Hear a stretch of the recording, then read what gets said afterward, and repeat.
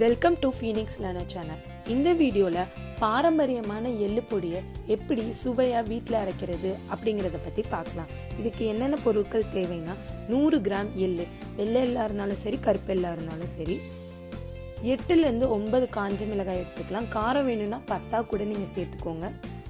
பூண்டு 4 பல் நல்ல பெரிய பல்லாக எடுத்துக்கலாம். புளி 1 நெல்லிக்காய் அளவு எடுத்துக்கிறேன். உப்பு தேவையான அளவு எடுத்துக்கலாம்.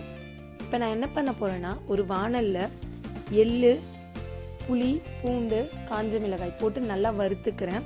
இது நல்லா செவக்கிற அளவு வறுக்கணும், ரொம்ப செவந்துடக்கூடாது. நல்லா பொரிஞ்சு வரும் எள்ளு வாசனை. அப்போ அது வரைக்கும் நீங்கள் நல்லா வறுத்து எடுத்துக்கலாம். வறுக்கிறதுல தான் இந்த பொடியோட சுவையே இருக்குது.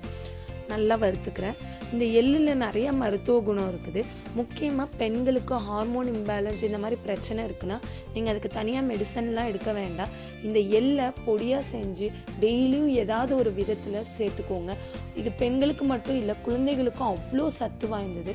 நீங்கள் இதை சுட சுட இருக்க சாதத்தில் நல்லெண்ணெயை ஊற்றி இந்த பொடியை போட்டு பெரட்டி சாப்பிட்டிங்கன்னா அவ்வளோ எஃபெக்டாக இருக்கும்.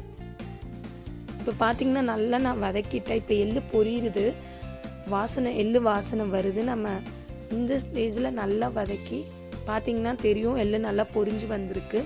இப்போ நம்ம ஸ்டவ்வை நிறுத்திக்கலாம், அரைக்கலாம். முதல்ல அரைக்கிறப்ப நீங்கள் காஞ்ச மிளகாய், புளி, பூண்டு, உப்பு மட்டும் போட்டு அரைங்க, எள்ளு போடாதீங்க. இந்த மாதிரி பவுடரை நான் அரைச்சிக்கிட்டேன். இதை அரைச்சதுக்கு அப்புறம் தான் நான் இது கூட எள்ளு சேர்க்குறேன். இப்போது எள்ளு சேர்த்து உங்களுக்கு குறை வேணும்னா குறைன்னு அரைச்சிக்கலாம். இல்லை எனக்கு பவுடராக இருந்தால் தான் பிடிக்கும்னா நீங்கள் பவுடராகவே அரைச்சிக்கலாம். அரைச்சி ஏதாவது ஒரு விதத்தில் டெய்லியும் இதை சேர்த்துக்கோங்க. அவ்வளோ சத்து. அதுவும் இல்லாமல் இதை நம்ம குறைஞ்ச நேரத்துலேயே செஞ்சிடலாம். அவ்வளோ சுவையாக இருக்கும். இதை செஞ்சு பார்த்துட்டு எப்படி இருக்குன்னு என்னோட டிஸ்கிரிப்ஷன் பாக்ஸில் சொல்லுங்கள். வீடியோவை மறக்காமல் ஷேர் பண்ணுங்கள், சப்ஸ்கிரைப் பண்ணுங்கள், லைக் பண்ணுங்கள். Thank you viewers.